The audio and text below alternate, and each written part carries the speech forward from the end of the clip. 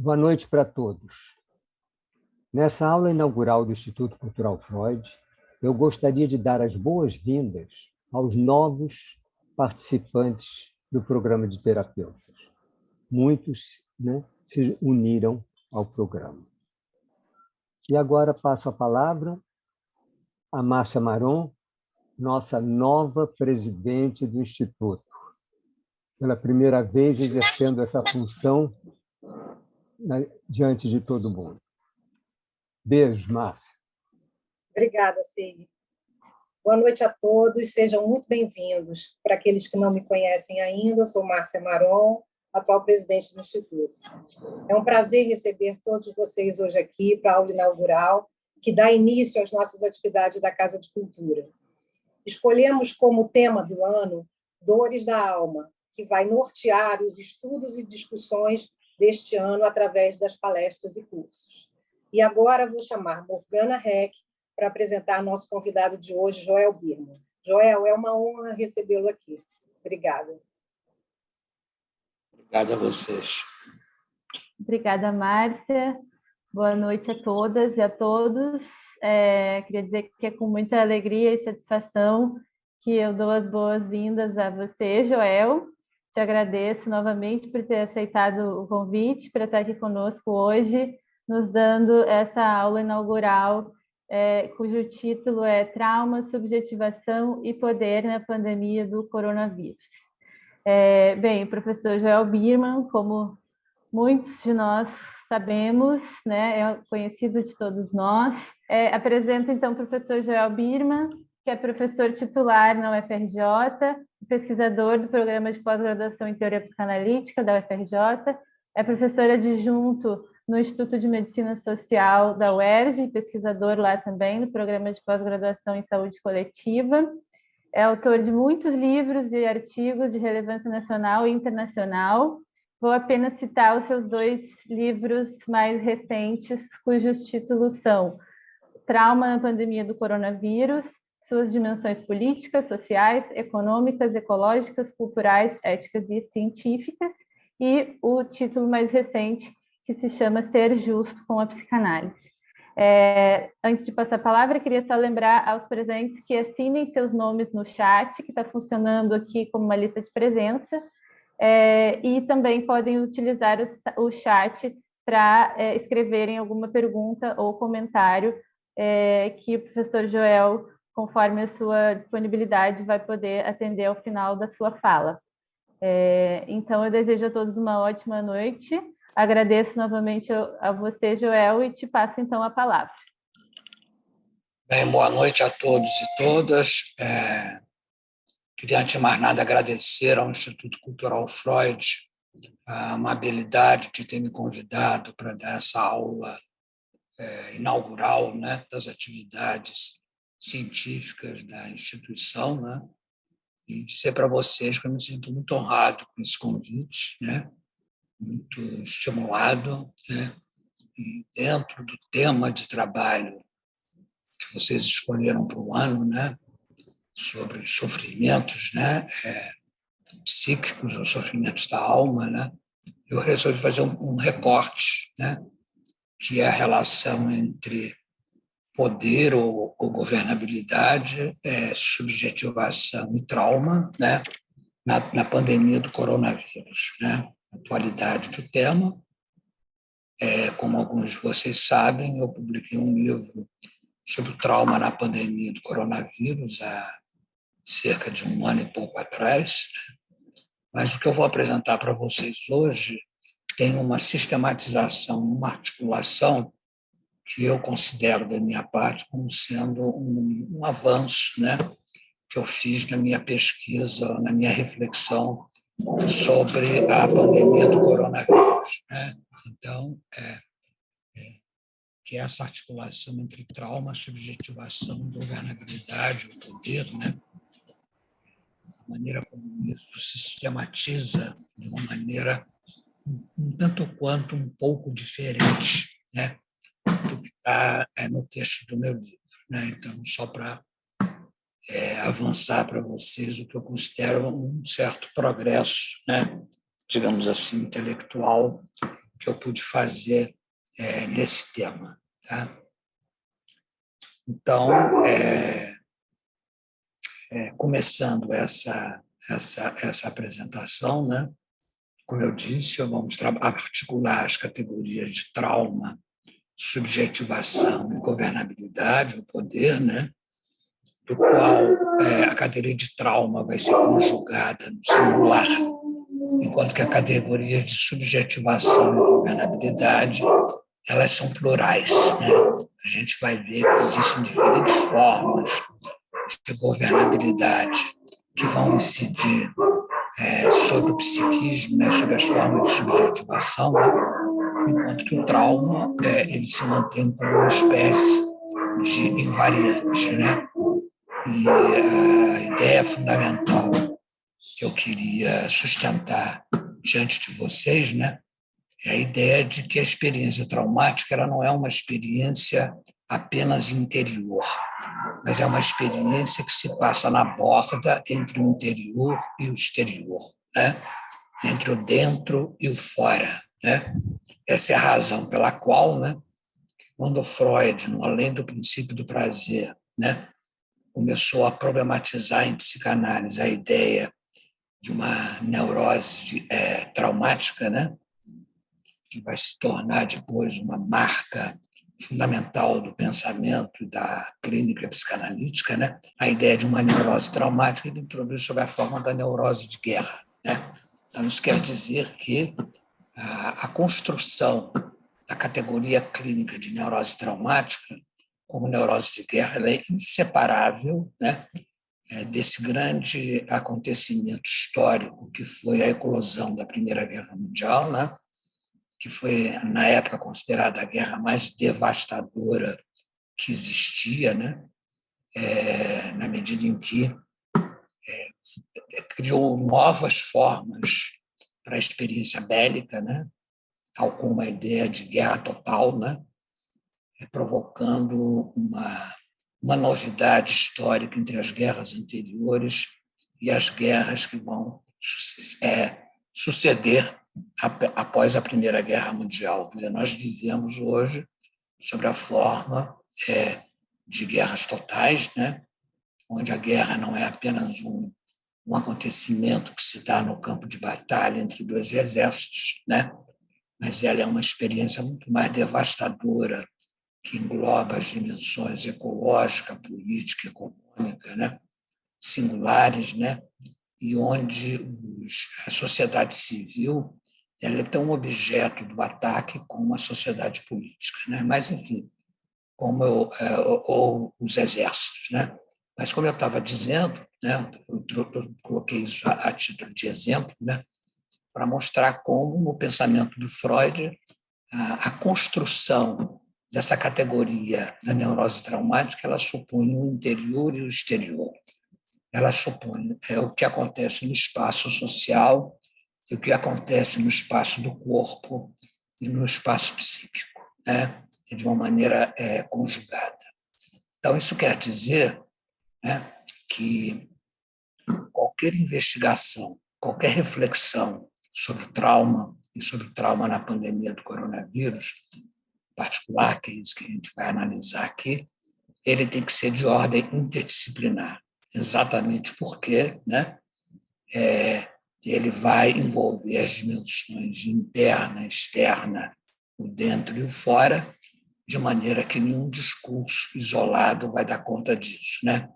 Em relação a isso, fazer uma investigação interdisciplinar é, ao mesmo tempo, né, evitar cair em duas armadilhas, seja a armadilha do psicologismo, né, reduzir tudo à dimensão psíquica, que seja reduzir tudo à dimensão sociológica, que seria o sociologismo. Né? Então, uma leitura interdisciplinar da pandemia visa, né, efetivamente sair dessas duas armadilhas, né, e fazer uma leitura marcada por uma certa marca de complexidade. Né?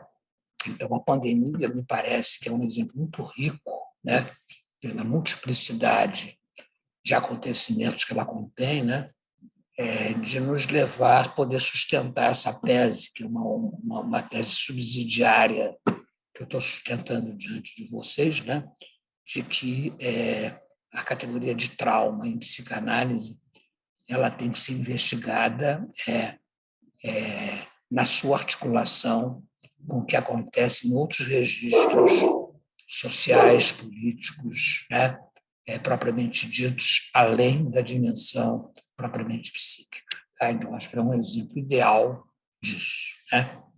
Então, dito isso, né? Às custas, desculpe, dito isso em termos de um certo preâmbulo, né? A minha conferência, a minha aula inaugural, né? Eu queria dizer para vocês que eu vou fazer uma apresentação em 5 tempos aqui, né? Vamos trabalhar 5 segmentos, né? Além desse preâmbulo, né? Que eu acabei de fazer, né? Evidentemente. O primeiro tempo dessa apresentação vai se centrar em considerações de ordem epistemológica, teórica, histórica sobre a pandemia, né? De maneira mais ampla, né? Em seguida, né?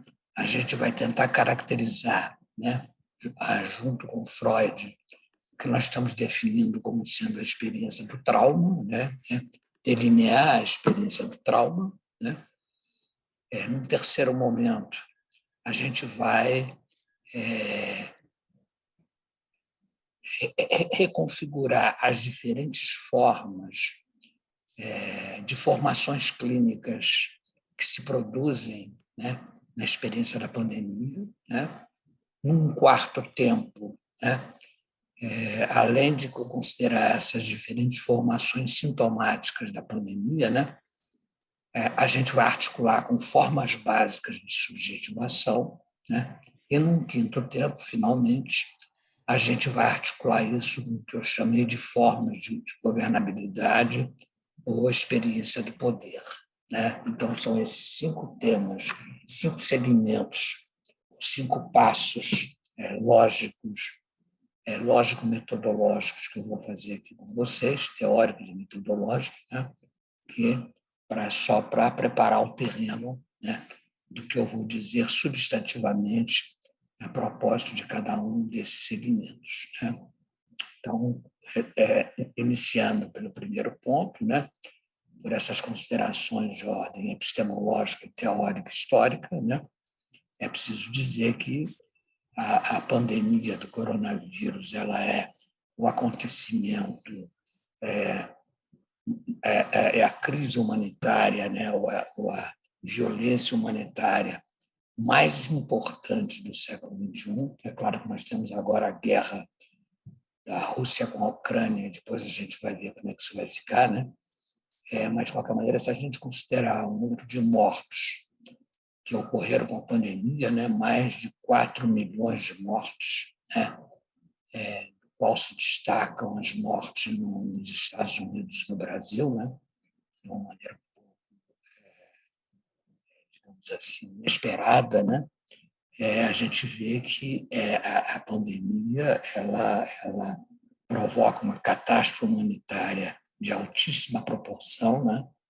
Considerando as mortes, o sofrimento humano que provocou, sem considerar a experiência de confinamento que nós vivemos até agora, né? E uma experiência que mesmo agora, com a liberação das máscaras, né? Que vai acontecer, a gente sabe que a pandemia não acabou, né? E a gente ainda continua cercada pelo coronavírus, de maneira que a gente tem que se acautelar, né? Em relação a isso, né? Então, de qualquer maneira, esse é um ponto importante, né? A pandemia é o acontecimento catastrófico mais importante do século XX, né? 21, aliás, perdão, na medida em que ele provoca uma descontinuidade histórica entre o antes e o depois, né? Em relação à questão das mortes, é preciso considerar não apenas os 4 milhões e meio de mortos, que se aconteceram na pandemia, mas também as mortes indiretas, né? Então, os pacientes que não puderam ser cuidados pela medicina, né, pelo sistema de hospitais nesse período, portadores de doenças crônicas, de doenças graves, porque os hospitais estavam completamente ocupados por pacientes com coronavírus, né? Ou porque as pessoas tinham medo de frequentar o espaço hospitalar e ser contaminado, né? Isso provocou um nível de mortalidade muito alta, do qual os nossos epidemiologistas ainda não computaram, né, em escala internacional. Mas é um cálculo que certamente vai acontecer, né? Então, é preciso considerar que o coronavírus provoca não só as mortes diretas, né, pelo vírus, mas também esse contingente enorme de mortes indiretas, né, que ele provoca, né? No nível das consequências também, eu queria chamar a atenção de que o coronavírus provoca imensas desigualdades sociais, né?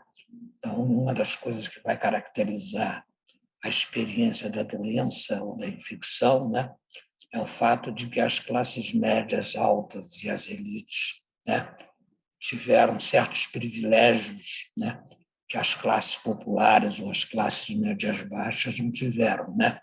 No sentido de que as elites e as classes médias podiam viver em casas mais confortáveis, podiam seguir à risca as regras estabelecidas pela Organização Mundial de Saúde, né? Podiam se exercer o home office, né? Podiam trabalhar em casa, né? Não se expor, né, à possibilidade de contaminação. Não foi o caso das classes populares, né? Onde elas foram obrigadas a trabalhar para sobreviver, né? Mesmo que alguns governos tenham soltado certas economias no sentido de favorecer minimamente, né, a sobrevivência dessas populações. Em países como o Brasil, as coisas não acontecem do mesmo jeito que aconteceram nos Estados Unidos ou que aconteceram na Europa, né? Então, no caso do Brasil, a gente tem aqui, né, um nível de desigualdade social muito violenta, as pessoas foram obrigadas a trabalhar em ambientes insalubres, de circular em transporte público super lotados, né, com um ninho, né, de um viveiro, né, de propagação do coronavírus. Então, as desigualdades da experiência da doença são muito marcantes, né? A gente sabe que as classes populares, junto com as populações negras, né, os índios, né, são os mais atingidos por essa tragédia humanitária, né? Sem considerar uma outra tragédia que também paralelamente acontece em países pobres ou em países do terceiro mundo, como é o caso do Brasil, que é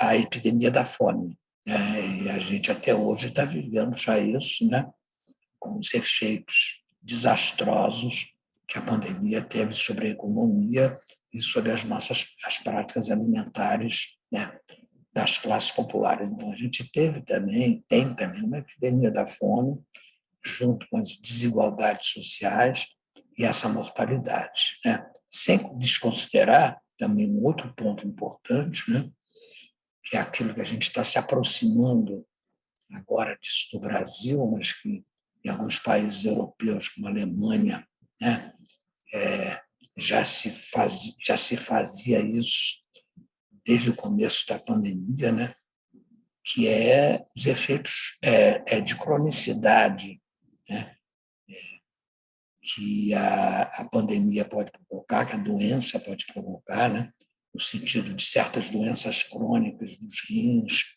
do coração, do fígado, do sistema nervoso, né, e mesmo os efeitos psíquicos, né, que a pandemia provoca. Então, esse outro capítulo que vai ter um alto custo humano e um alto custo econômico, né, para a nossa cultura, ele não está ainda. É um capítulo que nós, hoje, no Brasil, estamos começando a explorar, né, concretamente. Né? Então, para amarrar um pouco essa parte da minha conferência, né, eu queria dizer, né, que, segundo o meu ponto de vista, né, a pandemia não só é a maior catástrofe humanitária do século XXI, mas ela é inauguradora do século XXI. Quer dizer, a gente poderia dizer que a gente pode datar o início do século XXI pela eclosão da pandemia do coronavírus. Por quê? Porque a pandemia mudou todas as nossas formas de vida, né? Ela mudou todas as maneiras que a gente vive, né? Ela não apenas suspendeu todas as atividades econômicas, mas elas afetou, sobretudo, plagiando um pouco uma categoria do Wittgenstein, né? Ela afetou todas as nossas formas de vida, né? De maneira que a gente foi afetado na nossa mobilidade. O confinamento que a gente foi submetido, né? Onde a gente tinha que circular em espaços pequenos, por mais vastos que fossem as nossas casas, né? Ele não é a mesma coisa de você circular livremente no espaço social, né? Isso alterou aquilo que o Pierre Bourdieu chama dos nossos hábitos, né? Onde a nossa mobilidade foi altamente afetada, e essa afetação da mobilidade vai ter consequências psíquicas muito importantes, né? Como eu espero mostrar ao longo dessa apresentação, né? E quando eu digo que a pandemia do coronavírus é o ato inaugural do século XXI, é porque eu estou considerando que um século não se caracteriza apenas a mudança de século por uma questão métrica de mudança, de entrar no ano 2000 e tanto, mas é uma produção de uma descontinuidade histórica, né? Da mesma forma como a Primeira Guerra Mundial foi inauguradora do século XX, pelo que eu disse antes, né, pelo aparecimento da ideia de guerra total, a humanidade e as práticas da guerra bélicas não foram a mesma antes e depois, né? Da mesma forma, eu acho que o coronavírus, que afetou todas as nossas formas de vida, né? Usando essa categoria do Wittgenstein nas investigações filosóficas, né? Ele nos transformou, né? De uma maneira radical, né? Então, nesse sentido, ela é inauguradora, né? Efetivamente, né? Do século XXI, né? Como a Primeira Guerra Mundial, repito, foi inauguradora do século XX, né? Então, isso, né? A gente pode passar para o nosso segundo ponto, né? Que é a caracterização de que a pandemia ela provoca um efeito traumático, né? O trauma é a questão central da pandemia, né? Isso porque, ponto muito importante, né? A pandemia ela é vivida por nós, psíquica e subjetivamente, né? Como sendo da ordem da invisibilidade, né? Da ordem da invisibilidade e uma coisa que está aquém da possibilidade de dizer. Então, ela é invisível e invisível, né? É claro que a gripe, por exemplo, ela é uma doença marcada pela invisibilidade. Mas, na medida em que nós conhecemos mais a gripe, na medida que a medicina conhece melhor a gripe, que a medicina nos comunica muitas coisas sobre a gripe, é como se, psiquicamente, isso fosse para nós um conforto de que ela se torna menos invisível do que é. Enquanto que o nosso conhecimento, por mais que nós avançamos desde o início da pandemia, sem a menor dúvida, a medicina avançou, ele é ainda bastante limitado, e a gente sabe disso, né? Um exemplo claro disso é exatamente os efeitos dessa vacinação, né? A gente não sabe, né? Apesar de que a gente sabe que tem que vacinar, né? Que efeitos, né? isso pode provocar na gente, né? A longo prazo, né? Então, isso para caracterizar que o trauma é caracterizado pela dimensão da invisibilidade e da indisibilidade, né? E eu acho que é esses dois pontos, esses dois critérios que o Freud introduziu no seu texto, intitulado Inibição, Sintoma e Angústia, né? Onde ele tenta opor as categorias de medo e a categoria de trauma, né? Então, qual é a tese do Freud? A tese do Freud é que, diante de uma situação perigosa, né, nós tentamos nos antecipar do pior, né, através de tornar visível e dizível aquilo que pode nos acontecer, né? Então, nesse sentido, psiquicamente, né, em função daquilo que o Freud chamaria talvez nosso desamparo primordial, né, nós estamos sempre nos antecipando, né, de situações perigosas, né, revisitando a nossa memória, né, antecipando, isso é uma categoria muito importante que o Freud assinala na inibição, sintoma e angústia, o pior, né, de maneira que todo o trabalho disso que Freud chama de angústia sinal, ou sinal de angústia, né, nada mais é, nada menos é do que transformar a angústia em medo. E na medida em que o medo está no plano perceptivo, né, e não imaginativo, né, nós podemos mobilizar as nossas defesas, né, e nos anteciparmos ao pior, né? E a ideia, portanto, de angústia traumática ou angústia real ou de trauma que o Freud desenvolve no Inibição, Sintoma e Angústia é a ideia de que a experiência do trauma acontece quando nós não conseguimos antecipar, né, o pior, né? Nós estamos sempre ameaçados, né, por não conseguirmos antecipar, dizemos impactados, né, pela experiência traumática, né? Então, uma pandemia, né, onde todo mundo nos diz que a gente tem que usar máscara, a gente tem que lavar a mão, a gente tem que usar uma série de procedimentos higiênicos, né, onde o vírus está no ar o tempo todo, né? Nós nunca conseguimos saber ao certo quando ele vai nos afetar ou não, né? Então, a gente está marcado, né, por uma angústia permanente, né, uma angústia relativa, né, que provoca um efeito traumático possível, né, que a pandemia provoca. Então, é nesse sentido, né, que, nessa perspectiva, a formação sintomática inaugural da pandemia é a neurose de angústia ou a síndrome do pânico, para usar, sei lá, uma terminologia, né, psiquiátrica dos anos 80 sobre isso. Se bem que o Freud, aquilo que os psiquiatras chamam de síndrome do pânico, já foi descrita pelo Freud desde 1893, quando ele separou a neurose de angústia da neurastenia, num texto célebre dele, né? Então, Freud descreve, né, a neurose de angústia, né? Então, o que eu queria propor para vocês é a ideia de que a neurose de angústia é a formação sintomática básica da experiência traumática. Tá? É a neurose de angústia que nos impacta, né, que nos desconcerta, né, que nos tira do eixo, né, nos descentra, como se diz na linguagem comum, né?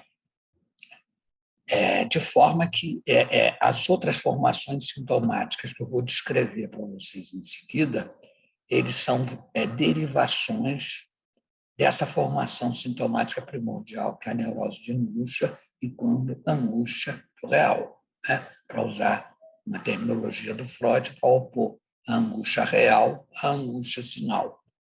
A angústia não antecipável e o medo que foi antecipado, né? E, como vocês sabem, aquilo que caracteriza a neurose de angústia é um temor de uma morte iminente, né, que a gente vai morrer a qualquer momento, né, onde a gente começa a ter uma taquicardia, uma aceleração cardíaca elevada, fica com falta de ar, né? Tem dispneia, tem suores frios e tem a sensação que vai perder os sentidos às vezes, né? Nas suas formas mais violentas, né? Então, essa neurose de angústia é a materialização desse efeito traumático, né? Dessa angústia do real propriamente dita, né? E a partir daí, né? A partir desse núcleo básico, eu até me referi a vocês que na época do início da pandemia, muitas pessoas tomadas por essa neurose de angústia achavam, por conta da falta de ar, que elas tinham sido contaminadas pelo coronavírus.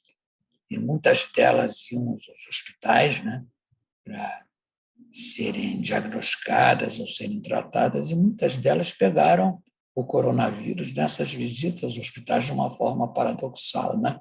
Então, para mostrar como essa experiência de morte ela é bastante poderosa, né, nesse tipo de experiência, né? Então, em relação a isso, portanto, né, a gente pode declinar agora as demais formações sintomáticas a partir desse núcleo fundamental, que é o núcleo da angústia real, né? Então, a segunda formação sintomática que acontece, né, com o coronavírus é a hipocondria, né? Nós somos todos marcados por uma sensação de que qualquer coisa que acontece no nosso corpo, né, mesmo os sinais ou as excitações mais costumeiras podem se transformar na imaginação de muitas pessoas num signo de que o coronavírus está lá, né? Então, nós todos entramos numa espécie de uma experiência paranoica, né? Marcados que ficamos por esse temor propriamente hipocondríaco, né? Então, esse temor hipocondríaco é fundamental, né? Nessa experiência. E uma terceira formação sintomática que eu queria chamar a atenção de vocês, que são certas compulsões de traços obsessivos que incidem em alguns pacientes, né, que passam a ritualizar as regras de higiene, né, preconizada pela comunidade científica e pela comunidade médica, né? Então, as pessoas sempre acham: será que eu lavei a mão direito? Será que eu não toquei naquele papel, naquele embrulho que eu devia tocar? Será que eu não toquei naquela parede? Quer dizer, então, a pessoa fica se higienizando de uma forma compulsiva, né, durante o dia inteiro. E eu vi muitos pacientes, vocês devem ter visto também, que passavam um dia em torno dessas compulsões e não conseguiam fazer nada da vida deles, além de se higienizar, né? Então, essa é a terceira formação sintomática. A quarta formação sintomática, né, é, evidentemente, a depressão, né? As pessoas se deprimem, né, porque nessa contenção do espaço vital, da mobilidade, a que eu me referi como alteração dos nossos hábitos corporais, né, as pessoas se desvitalizam, né, nesse confinamento que elas vivem. E isso tem um efeito, efetivamente, depressivo, né? A quinta formação sintomática é a melancolia, né? E aí a gente dá um passo além, né? É uma depressão de uma outra ordem, né? Onde o sujeito perde o gosto pela vida, né? Isso se dá primeiro muito comumente aconteceu com muitos idosos que não puderam mais abraçar os seus filhos ou os seus netos, né, que iam perdendo o gosto de viver, eles iam se abandonando, digamos assim, né? Eles ficavam deixavam de tomar banho, deixavam de se alimentar, acabavam dormindo mal ou não dormindo, né? E muitos deles acabaram se suicidando por causa disso, né? Então, a terceira idade foi, em alguns segmentos populacionais, teve um efeito melancolizante e suicida, né? E a formação sintomática seguinte é o suicídio, né? E o suicídio afetou não apenas as populações idosas, como eu acabei de dizer, mas ele afetou também, né, as populações jovens, né? A gente teve, esse ano da pandemia, vocês devem ter acompanhado, tanto quanto eu, muitos suicídios de adolescentes, né? E na França, né, quando a pandemia estava no seu auge, né, onde os jovens confinados em apartamentos de 5, 10 metros quadrados, em quartos, né, apenas tendo uma televisão, quando muito um computador, né, muitos deles começaram a dizer que eles iam se matar, né, ao ponto do governo francês instituir o que ele chamou do cheque psy, né, que era um dinheiro que ele depositava na conta desses jovens, né, para que eles procurassem um psiquiatra, um psicanalista ou um psicólogo para fazer um tratamento para não ter essa saída mais trágica que seria o suicídio. Mas o suicídio aconteceu, né? Então, essa é a outra formação sintomática, que é o suicídio, né? Uma outra formação sintomática importante, né, é o aumento ostensivo do número de drogas, sejam elas lícitas, né, como os tranquilizantes, né, drogas medicinais, né, ou antidepressivos, né, seja drogas ilícitas, né, dependendo aí do nível econômico da população, as drogas são diferentes, mas, de qualquer maneira, houve um aumento ostensivo do consumo de drogas, né, lícitas e ilícitas, né, e o importante é perceber metapsicologicamente qual é a função dessas drogas, né? A função dessas drogas é de apaziguar essas formações sintomáticas a que eu me referi anteriormente, tá? Então, a gente se droga com drogas medicinais, psiquiátricas ou drogas ditas ilícitas, né? Para tentar fazer uma espécie de trabalho autocurativo, né? Usar as drogas como uma tentativa de cura, né? Por iniciativa própria, né? Então, essa é uma outra formação sintomática e uma outra formação sintomática também, que eu acho bastante importante, é, dentro desse contexto, né, é o aumento da violência conjugal, né? A gente sabe, em todos os países do mundo, da China ao Ocidente, né, da Europa para o Brasil, houve um aumento, né, da violência conjugal. Os homens se deram à ação de bater, de violentar, de atacar as suas companheiras ou seus filhos, né? E isso representava, no contexto da experiência metapsicológica que eu estou descrevendo para vocês do coronavírus, né? Representava uma tentativa de afirmação de uma certa virilidade diante da sensação de estar despossuído social e psiquicamente diante da experiência do confinamento, né? Então, essa espécie de machismo sintomático, né, ele é uma reação contra a experiência do confinamento, que ganha uma dimensão viril, né? E, finalmente, né, só para marcar a importância, né, que eu acho que no futuro vai marcar muito a nossa vida e as nossas existências, né?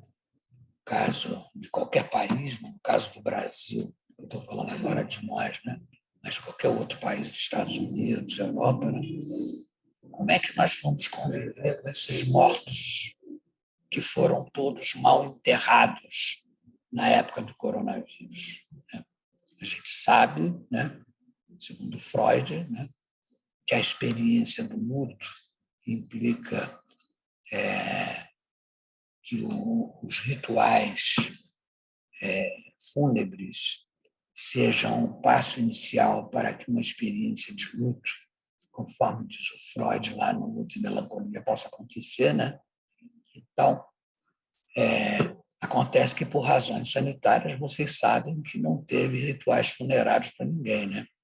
Diante do temor de ser contaminado pelo morto, né?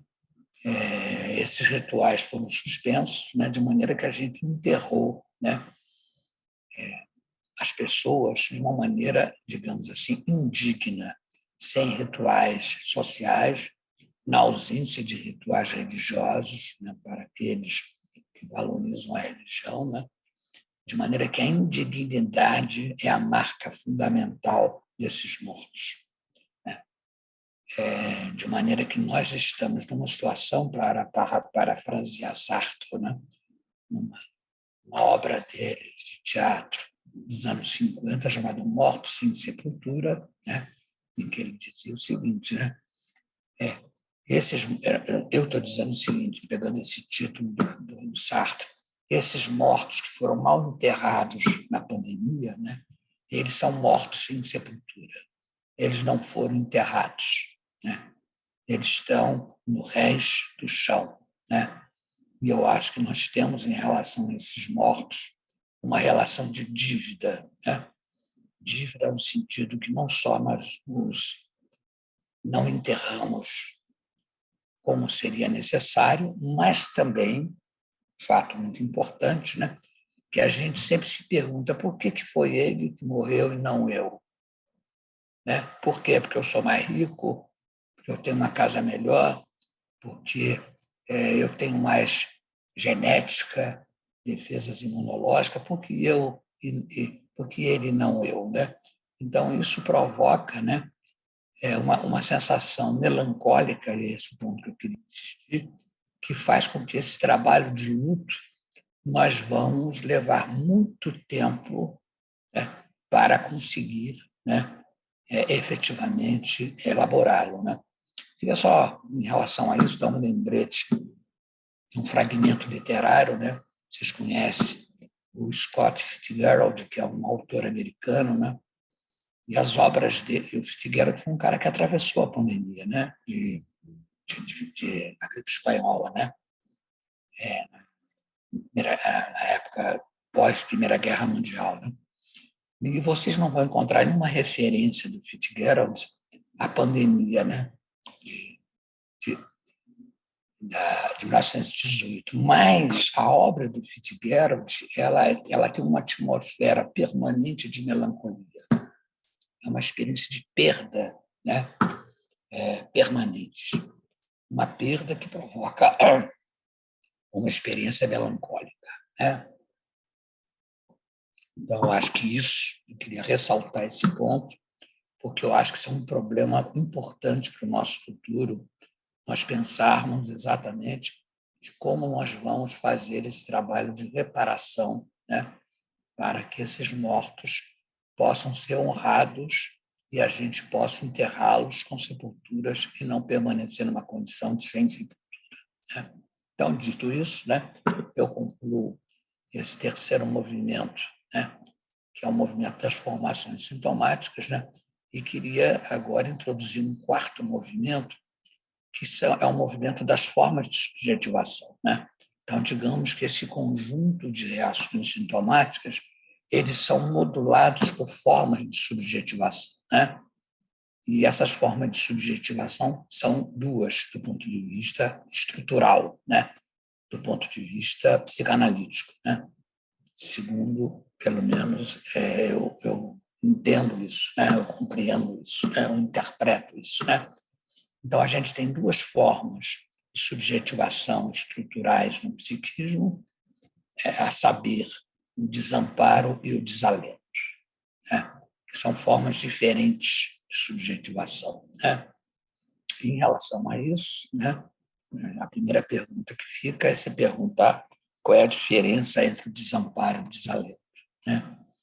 Eu diria que o desamparo é uma experiência de sofrimento onde a gente acredita, o sujeito acredita que o outro vai acolhê-lo, né? De que tem um outro que vai abraçá-lo, né? No seu mal-estar, né?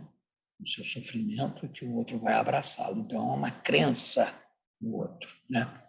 O exemplo clássico disso, quando Freud, inclusive, introduz a noção de desamparo em psicanálise, é o capítulo do livro dele intitulado Projeto de uma Psicologia Científica, onde o Freud fala aquela famosa frase, né?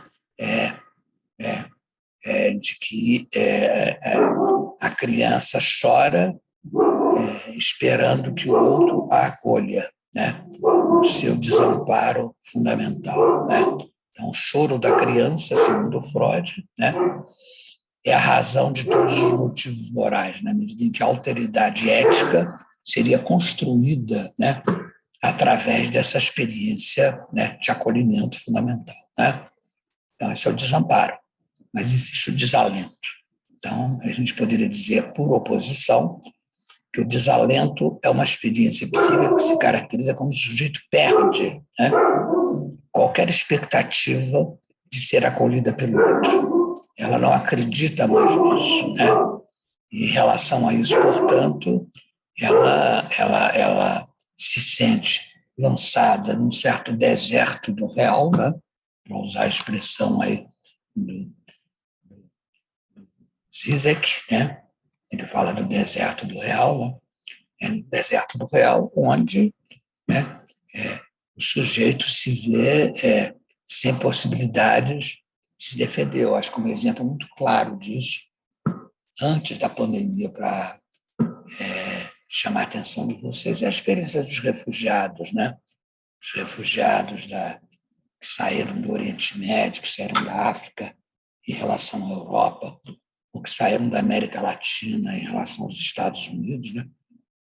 Toda essa massa de refugiados, que foi um verdadeiro êxodo, né, que a gente viveu desde 2008, né, com a primeira crise da globalização, né, todos esses refugiados, eles viveram uma experiência de desalento, né, essa falta de perspectiva, de ter que largar suas casas, de ter que largar o seu clima, de ter que se largar a casa da sua tradição, né, e se ver diante de uma aventura, né, onde nem sempre ele tem a certeza de que ele vai ser acolhido, né? Muito pelo contrário, né? Diante da recusa dos europeus, parcela significativa de norte-americanos em relação aos refugiados, eles foram deixados ao desalento. Eu acho que a mesma coisa se caracteriza na experiência do coronavírus, né? Então, do ponto de vista clínico, né, enquanto que o desamparo é uma experiência da ordem da neurose, o desalento é uma experiência da ordem da melancolia, né? Ou, se vocês quiserem enriquecer essa leitura, a gente pode dizer que o desamparo é uma experiência da ordem do sofrimento, na medida em que existe uma subjetivação interiorizante, enquanto que o desalento é uma experiência da ordem da melancolia, onde a gente está diante do deserto do real. Tá? Então, todas essas formações sintomáticas que eu descrevi para vocês, eles são modulados, né, por essas duas formas axiais de subjetivação, né, seja o desamparo, seja o desalento. Né? Então, a gente pode, a partir daí, partir para o quinto movimento, que é articular com a questão do poder ou a questão da governabilidade, né? A gente sabe que a pandemia tem uma dimensão social, política fundamental, né? Econômica, né? Como eu falei no começo, né? É uma dimensão básica da pandemia, ela caracteriza a experiência externa da pandemia. Então, a gente pode condensar, né, todas essas dimensões em torno da questão do poder ou da questão da governabilidade. Né? A governabilidade foi uma categoria de filosofia política que o Foucault desenvolveu muito no final da obra dele, né? A ideia de governabilidade, né? Que é uma maneira de falar do poder, né? social, né? Então, para a gente mostrar a importância dessa dimensão da governabilidade na pandemia, eu queria propor para vocês uma espécie de cartografia, uma cartografia das formas de governabilidade que a gente pode depreender da experiência da pandemia, tá? Analisando um pouco o quadro, digamos assim, entre aspas, geopolítico internacional do ponto de vista epidemiológico, tá? Então, a gente vai fazer uma comparação entre o Oriente, a Europa e a América, seja a América do Norte, seja a América do Sul, seja o Brasil, seja os Estados Unidos, sobretudo, né? Então, nessa perspectiva, né,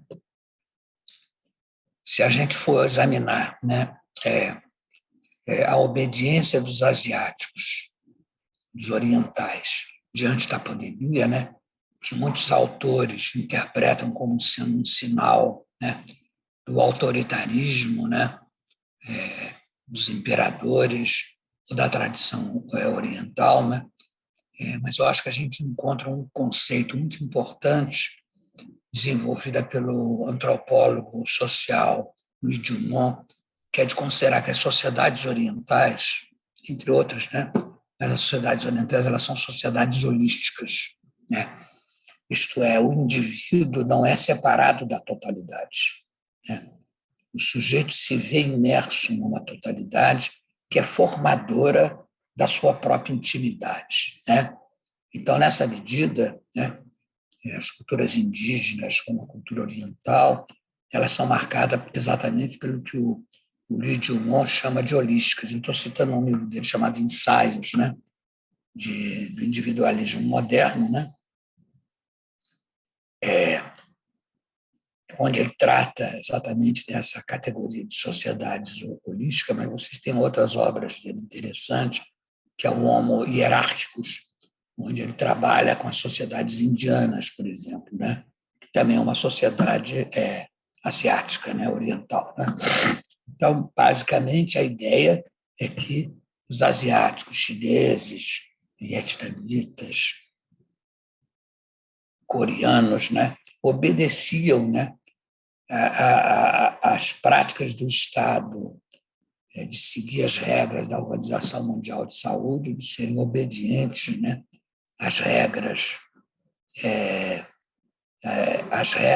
do discurso científico, na medida em que, para eles, né, a concepção de sujeito deles está ligado à ordem coletiva.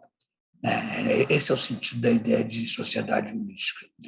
Só que as sociedades holísticas, né, elas são diferentes das sociedades ditas individualistas, né? Nas sociedades individualistas, o sujeito não está subsumido ao todo. Muito pelo contrário, o todo é uma soma de partes, né? Onde cada parte, né, ela constitui aquilo que o Louis Dumont chama do indivíduo-valor. Né? O indivíduo é o valor básico, é o átomo básico constitutivo da ordem social. Né? Então, isso faz com que, se nós pegarmos a experiência europeia, né, em relação à pandemia, né, a gente vai ver que os Estados europeus, a Europa Ocidental, né, que eu estou falando, né, França, Itália, Inglaterra, Bélgica, Holanda, né, todos esses países, né, Alemanha, né, eles fizeram, os governos fizeram um efeito de comunicação, de convencimento das suas populações do bem fundado das regras sanitárias, tá? Então, diferentemente dos países orientais, onde essa aquiescência se fazia apenas pelo fato do Estado propor, no caso da Europa Ocidental, essas regras tinham que passar por um processo de convencimento público, né, de persuasão pública, né? Isso faz com que, do ponto de vista epidemiológico, né, apesar a Ásia tem dados epidemiológicos muito melhores do que se passou na Europa e do que se passou no Brasil e nos Estados Unidos, né?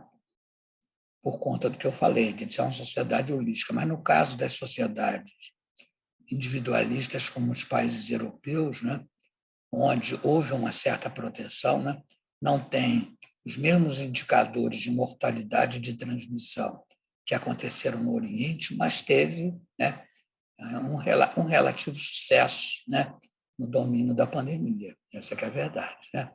Agora, se a gente for agora examinar o que se passou no Brasil e nos Estados Unidos, nós tivemos, que também são países individualistas, né, digamos assim, né, tradições individualistas, né? Os efeitos no Brasil e nos Estados Unidos foram catastróficos. No Brasil, nós devemos estar em torno de 650 mil mortos, nos Estados Unidos, quase 900 mil mortos, né? Então, é uma catástrofe de mortalidade absurda, né, que se deu, né? Exatamente por quê?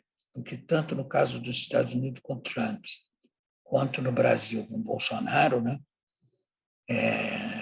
aconteceu uma espécie de negacionismo científico, né, propriamente dito, de forma que as pessoas foram deixadas ao Deus dará, né, e levadas a um nível de mortalidade surrealista, né? A gente pode até mesmo dizer, né, tem autores que dizem isso, no caso dos Estados Unidos e no Brasil, aconteceu uma experiência de genocídio, né, propriamente dita, né, que é uma coisa a ser avaliada no futuro, né, digamos assim, né? Como é que vão ficar essas implicações éticas e políticas, né, que vão implicar o Brasil e os Estados Unidos nesse nível gigantesco de mortalidade, né? Então, o que a gente vê é que essa experiência de convencimento das populações que caracterizou a experiência europeia, né, não aconteceu no Brasil nem nos Estados Unidos, pelo contrário. No Brasil, a gente teve permanentemente uma dupla mensagem.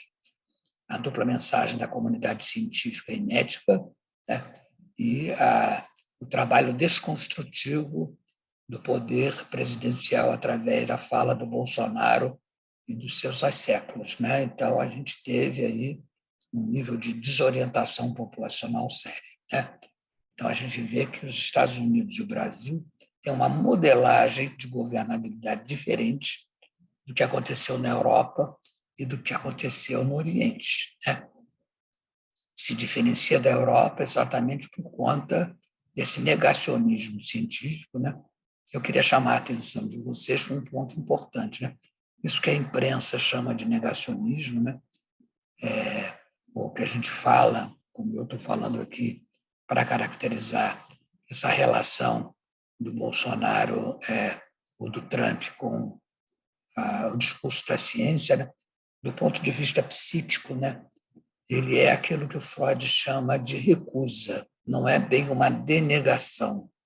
Ele é um mecanismo da ordem da recusa, né, que Freud descreve no texto dele sobre fetichismo, né, que é um texto de 1927, e que caracteriza uma cisão psíquica importante, né? Então, é muito mais uma experiência de recusa do que propriamente uma experiência de denegação, né? Então, a gente vê aí como nós nos vemos diante de três formas diferentes de governabilidade, né? Holística oriental, individualista europeia, individualista americana e brasileira, né? De maneira que a gente pode dizer, né, que no caso do Oriente e no caso da Europa, por conta de que teve um trabalho de proteção do outro, né, isso é muito importante, o efeito subjetivo da pandemia foi um efeito de desamparo, exatamente porque as pessoas sabiam que podia contar com o outro para lhes proteger. Enquanto que aquilo que aconteceu no Brasil e aconteceu nos Estados Unidos foi uma experiência de desalento, né? Onde as pessoas foram entregues ao deserto do real, né, para elas poderem sobreviverem pelos seus próprios meios e pelas suas próprias pernas. Um Estado completamente irresponsável, né, que tange essa obrigação fundamental de qualquer Estado, que é proteger a vida dos seus cidadãos, né? Então, nós estamos aqui numa experiência de desalento, né? Que caracteriza o Brasil e os Estados Unidos. Então, vocês veem que eu descrevi 3 formas diferentes de governabilidade, articuladas intimamente com as 2 formas de subjetivação que eu há pouco descrevi, o desamparo e o desalento, que modulam essas experiências, essas diferentes formações sintomáticas, né? De maneira que, chegando aqui ao final dessa apresentação, né, eu tentei demonstrar para vocês, através dessa conferência, né, a dimensão traumática, como ela assume, das pandemias, onde ela assume uma dimensão na interioridade psíquica do sujeito, mas, ao mesmo tempo, ele é marcada pelos impactos ligados ao espaço social, né? Então, nós temos uma articulação entre o dentro e fora, o interno e o externo, daí porque investigar os efeitos da pandemia exige, né, que nós tenhamos um exercício de reflexão e de prática teórica interdisciplinar, né? De maneira que a pandemia ela é um tríptico conceitual, né? Ela tem 3 objetos teóricos diferentes. Um objeto teórico que é o vírus, né? Objeto da biologia e da virologia. Um segundo aspecto da pandemia, que é o que eu explorei agora no que tange a governabilidade, que é a dimensão político, social, econômica, ecológica da experiência da pandemia, né? E uma terceira dimensão da pandemia, desse tríptico, que são as singularidades. E essas singularidades, elas são de ordem clínica, médica, né? E de ordem psíquica. A gente sabe que cada a pandemia, o coronavírus não tem o mesmo efeito, nem somático, nem psíquico, igual para todas as pessoas. Ela tem variações, né? Apesar de ter certos sintomas típicos, né? Elas têm variações e formas de reagir ou não reagir à enfermidade. O que eu fiz com vocês aqui, dentro dessa leitura interdisciplinar, foi ter explorado essa terceira dimensão das singularidades, né? Através dessa articulação que eu lhe propus para vocês, entre as formações sintomáticas, entre o trauma, né, neurose de angústia, as formas de subjetivação, desamparo e desalento, e as formas de governabilidade, né, caracterizadas pela governabilidade oriental, a governabilidade da Europa Ocidental e a governabilidade do Brasil e dos Estados Unidos. É isso aí, né? Já falei bastante. Queria agradecer a atenção de vocês, de me seguirem aqui, né? Apesar do adiantado da hora, né? Na segunda-feira, né? E repetir mais uma vez que eu me senti muito honrado com esse convite que o Instituto Cultural Freud fez para que eu pudesse pronunciar essa aula inaugural. Muito obrigado mais uma vez. Eu cheguei a escrever uma perguntinha para o Joel, quando ele falou sobre a questão da impossibilidade da gente não estar conseguindo enterrar os mortos. Os mortos estão na superfície ainda, né? E parece que com tantas tragédias sucessivas, a morte parece que ficou muito mais concreta do que há pouco tempo atrás. A pandemia agudizou isso, depois tivemos enchentes, desmoronamentos e uma série de catástrofes, e agora a guerra. E eu acho que a gente não está aguentando elaborar esse trauma todo, e nem tendo tempo para enterrar esses mortos. Eu acho que a gente está sufocado sem tempo de elaboração. Eu não sei o que você pensa sobre isso.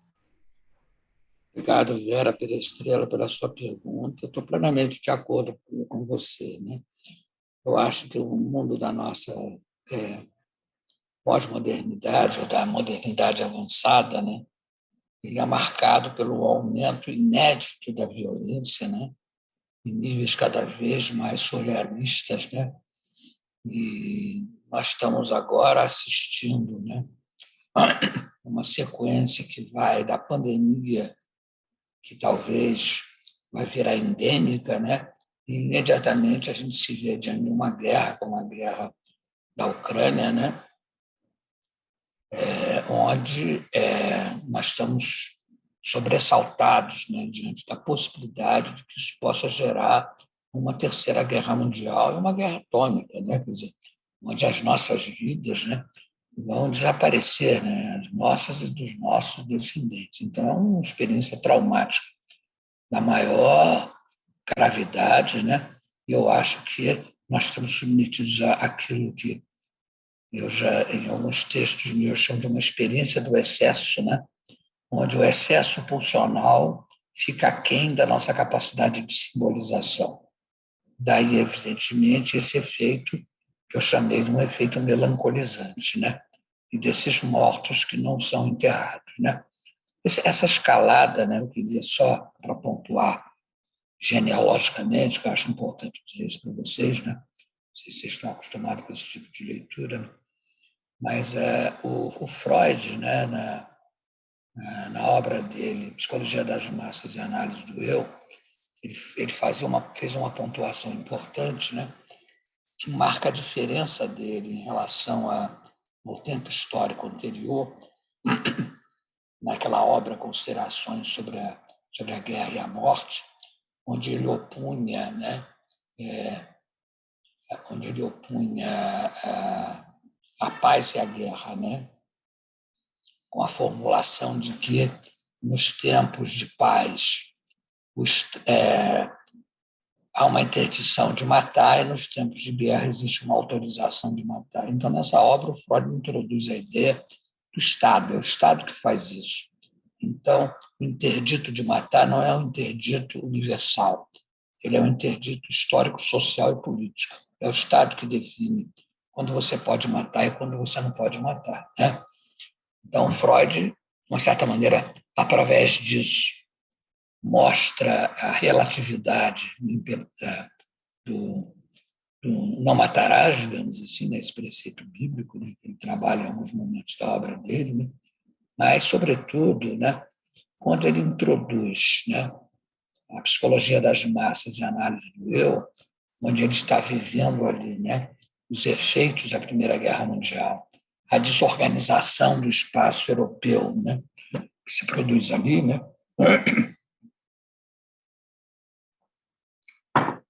Freud esboça uma nova forma de conceber a relação entre a guerra e a política, que é o fato de que nós vivemos em sociedades onde existe uma guerra civil permanente, sobre a forma daquilo que Freud chamou de narcisismo das pequenas diferenças. Isso nós não conseguimos reconhecer a diferença do outro. Então, qualquer diferente nós transformamos em adversário ou inimigo, e com isso nós queremos eliminá-lo, né? Então, essa nova modelagem ética e subjetiva começou no Primeira Guerra Mundial, né? Ganhou peso com a ascensão do nazismo e do fascismo e a eclosão da Segunda Guerra Mundial, né? E de lá para cá, desde o fim da Segunda Guerra Mundial, essa experiência tem acelerado, né? De maneira que a gente está atolado de cadáveres e de mortos sem sepultura. É isso, né? E a nossa capacidade de elaboração fica aquém da possibilidade de lidar com essa violência toda, né? Para além dessa diferença entre a sociedade holística e a sociedade mais individualista, que você pontuou de uma forma muito pertinente, eu fiquei pensando no tipo de governo, né, que diferencia o Oriente do Ocidente, das Américas e tal, pensando se, mais do que essa questão da individualidade ser construída através da coletividade, ter tido um efeito de uma aderência do coletivo à vacinação, à obediência das regras, etc., o governo autoritário, né, não estaria fazendo diferença nessa reação da população em geral, de todos obedecerem aquelas regras, né?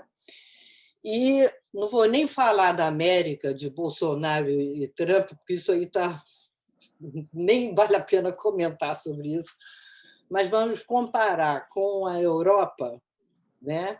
Onde há um sistema democrático melhor constituído, se isso não dá margem para uns quererem se vacinar, outros não, quer dizer, até que ponto a gente pode questionar, a gente pode desejar que um povo todo se vacine, pensando na coletividade, na erradicação da doença, né?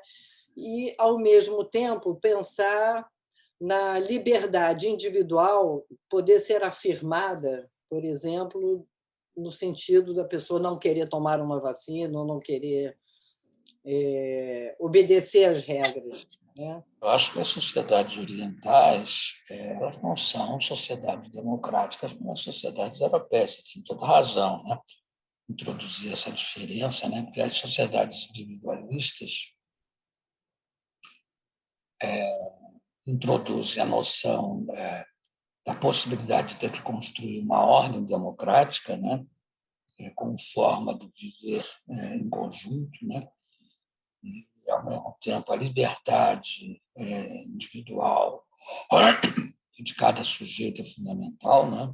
E isso muda o funcionamento social, né? Eu só queria assinalar, para tentar demonstrar a tese que eu estava querendo apresentar para vocês, mostrando essa espécie de cartografias diferentes de forma de governabilidade. Mas você tem razão, né?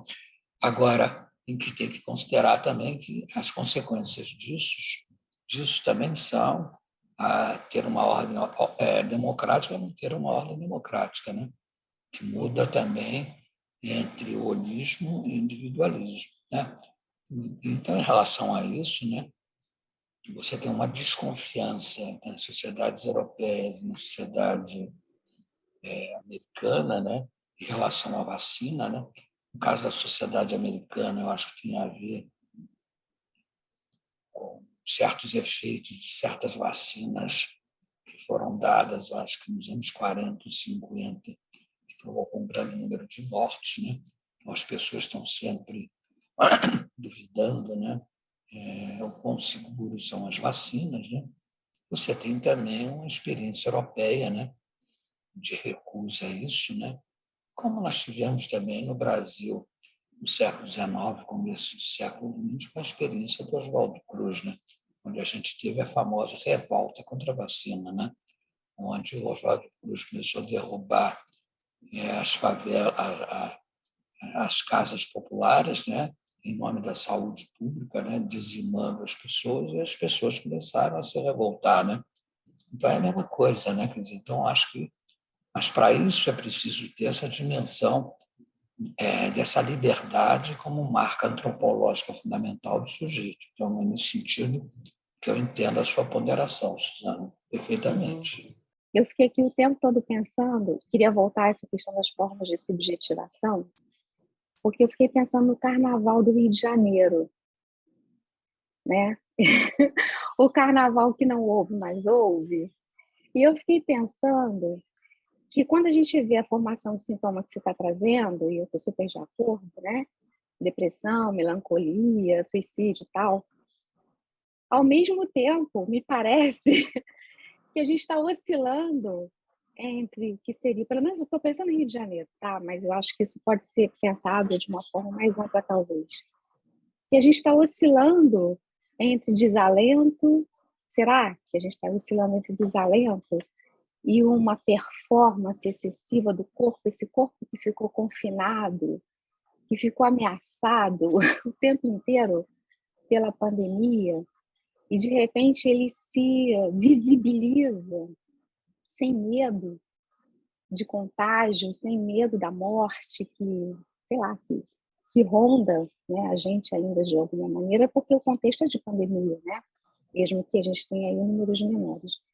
Então, e aí, quando você falou do excesso, eu lembrei, quando você falou do excesso, exatamente eu estava pensando sobre esses excessos, né? Então, será que a gente estaria... Porque, assim, o Carnaval do Rio de Janeiro, como se configurou esse ano, num contexto de pandemia, de não carnaval, nós não conseguiríamos, eventualmente, escrever essa subjetividade, né, desses sujeitos em nenhuma dessas formações de sintoma. Ninguém ali pode me parecer melancólico ou depressivo ou o quê, né? Então, seria um extremo de uma subjetivação que vai por uma reação a esse Olha, aumento dos corpos com a pandemia, não sei. eu acho que essa cultura do confinamento, essa experiência do confinamento, pelo aquilo que eu falei, da mudança do nosso sistema de hábitos, de mobilidade corporal, é uma coisa muito violenta, né? De repente, a gente perdeu a nossa mobilidade, né? Eu acho que é por conta disso, né? Diante de alguns contextos e certas possibilidades, as pessoas se rebelam, né? E tentam restaurar, né? Essa mobilidade, né? De uma forma festiva. E aí não é só a questão do carnaval, é o carnaval, mas é o Ano Novo, Natal, né? E por aí é de infinito, né? Isso aí tem uma marca que eu queria chamar a atenção, quando diz da experiência ética, são experiências de desafio, né? Desafio da morte, né? É uma afirmação da possibilidade de mortalidade, né? Então, há um cheiro nessas manifestações, do ponto de vista psíquico, né? Que é exatamente por isso que desaparece a melancolia, a depressão. O sujeito está tomado e está agindo de acordo com uma operação maníaca, né, o Silvio? É uma forma de hedonismo narcísico maníaco, né? Mas é isso, mas eu acho que a dinâmica disso, né, certamente, é uma reação contra o confinamento, né, que chega num ponto que as pessoas, ou em algumas pessoas, em muitas pessoas, elas não suportam mais e elas têm que jogam para tudo ou nada através desse desafio, né? E com isso eu não estou querendo julgar ninguém, estou querendo descrever, né, o estado das artes, digamos assim, tá? Mas é isso, eu vejo assim, tá? Deslizando um pouquinho do assunto mais social, assim, deslizando um pouquinho para a clínica, Joel. Você falou no início sobre essa questão do século XXI ser inaugurado pela experiência da pandemia, e eu gostaria de saber se isso pressupõe uma ferida narcísica vivida coletivamente, e, se der tempo de falar, em que medida que uma experiência clínica mais marcada também pela afetação do analista, que tenta sair da posição de suposto saber, seria eficaz nesse momento de elaboração clínica. Eu não sei mão da ideia essa ideia, eu até desenvolvo no meu livro também, né? Sobre trauma na pandemia do coronavírus, né? Que é essa ideia da pandemia como sendo inaugurador do século XXI, né? Entendendo que a pandemia foi aquilo que eu chamo de um acontecimento. Um acontecimento não é um fato. Na medida em que um fato ele não muda a continuidade do mundo, enquanto que um acontecimento é aquilo que muda o curso da história, é aquilo que provoca aquilo que eu chamo de uma descontinuidade. Então, nesse sentido, um acontecimento ele é descontínuo, o fato é marcado pela continuidade. Então, a dimensão traumática vem exatamente com a da descontinuidade. Nesse sentido, eu acho que há, evidentemente, uma incidência narcísica importante, né? A gente foi subvertido nas nossas formas de ser pela pandemia, né? Aquilo que eu falei da mobilidade, uma marca disso, né? Traduzindo um vocabulário psicanalítico, sem dúvida, nós estamos diante de uma ferida narcísica importante, né? Como nós somos marcados também por essa mesma ferida narcísica em relação aos mortos sem sepultura, né? E de uma maneira interessante, voltando aí para a experiência psicanalítica, né? Você estava perguntando sobre o psicanalista mais móvel, né? Na sua função analítica, se foi assim que eu entendi, né? Eu acho que sim, porque eu acho que a experiência da pandemia colocou analistas e analisando no mesmo barco, né? Todo mundo ali estava marcado pela possibilidade de ser infectado, de ser morto, né? Então, todos estávamos no mesmo barco. Então, acho que isso, né, criou um outro tipo de laço, analista e analisante, que eu acho que é importante de chamar a atenção, né? Não sei se eu te respondi. Respondeu, sim. Muito obrigada. Bem, então acho que não havendo mais perguntas, e acho que nem mais muito tempo, acho que a gente pode então encerrar, agradecendo mais uma vez pela sua presença, Joel, pela excelente aula. Tem aqui muitos comentários de agradecimento e de parabenização. E seria isso, então. Uma boa noite. Obrigada, Joel.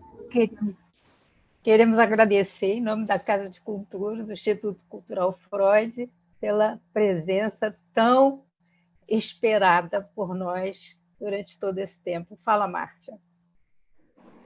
Não, eu queria agradecer também. Você já fez o agradecimento, eu agradeço novamente. Foi um prazer recebê-lo aqui entre nós. Silvia queria falar alguma coisa. Olha, eu gostaria de dizer que eu também sou de números, foi a maior reunião online que o Instituto já teve até hoje. Nunca tivemos tantos participantes quanto hoje. Então, agradeço ao Joel ter possibilitado isso. Muito obrigado, Joel. Sou eu que agradeço, queria falar também pelo convite de vocês, repetir, eu me senti muito honrado, né, com o convite do Instituto Cultural Freud para proferir essa aula inaugural, né, e eu tentei fazer dando o meu melhor, isto é, aquilo que é a questão que eu estou trabalhando atualmente, e passo a comunicar isso para vocês. Muito obrigado pela atenção de vocês.